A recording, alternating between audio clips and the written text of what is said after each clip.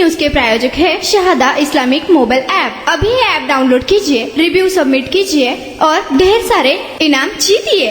कर्नाटकातील बेंगळुरूमध्ये एका 43 वर्षीय व्यक्तीची रस्त्यावर चाकूने वार करून हत्या करण्यात आली। त्यानंतर तेथून जाणाऱ्या लोकांनी आरोपीला पकडून पोलिसांच्या ताब्यात दिले। आरोपी पती बऱ्याच काळापासून आपल्या पत्नीच्या निष्ठेवर संशय घेत होता। त्याला असे वाटत होते की त्याच्या पत्नीचे दुसऱ्या पुरुषाशी प्रेमसंबंध आहे, त्यामुळे दोघेही 4 वर्ष वेगळे राहिले। परंतु आरोपीचा राग शांत झाला नाही आणि त्याने आपल्या पत्नीची हत्या केली आणि मुलांना अनाथ केले। ही घटना शुक्रवारी रात्री घडली। इलेक्ट्रॉनिक सिटीच्या चिक्काथोगुरूमध्ये आरोपी पतीने गर्दीच्या रस्त्यावर पत्नीवर चाकूने वार केले। हल्ल्यानंतर आरोपी कृष्णप्पा उर्फ कृष्णा, जो बागेपल्लीचा रहिवासी होता, त्याला रस्त्याने जाणाऱ्यांनी पकडून पोलिसांच्या स्वाधीन केले। तथापि हल्ल्यात शारदाचा मृत्यू होतो। शारदा लोकांच्या घरी काम करून आपला उदरनिर्वाह करत असे। ही घटना रात्री 8 वाजता घडली, जेव्हा शारदा कामावरून घरी परतत होती। कृष्णाने हल्ल्याची पूर्ण तयारी आधीच केली होती आणि 2 नवीन चाकू घेऊन तो घटनास्थळी पोहोचला। त्याला शारदा घरी परतण्याची वेळ माहित होती, म्हणूनच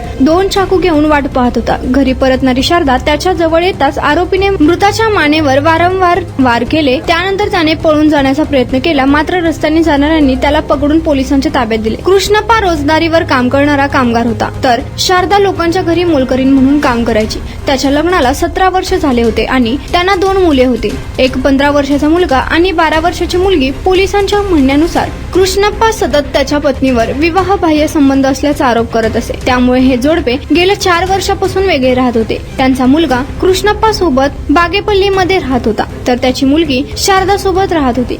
कृष्णप्पा बागेपल्लीहून 2 चाकू घेऊन आला आणि त्याने हल्ल्याची काटेकोरपणे योजना आखली होती, असे एका अधिकाऱ्याने सांगितले। त्याला महिलेच्या कामाच्या वेळापत्रकाची माहिती होती आणि रात्री 8 वाजता ती घरी परतत असताना त्याने तिला लक्ष्य केले आणि शारदा जागीच ठार झाली।